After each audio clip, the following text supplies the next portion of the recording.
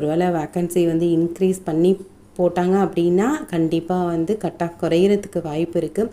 So நம்பிக்கையோட சீக்கிரம் வந்து அஃபிஷியல் கீ வந்துடும் அப்படின்னு நம்புங்க. அதே மாதிரி இங்கே பாருங்கள், 14 வட மாவட்டங்களில் மொத்தம் 4185 ஆசிரியர்களுக்கான பணியிடங்கள் காலியாக உள்ளது அப்படின்றாங்க.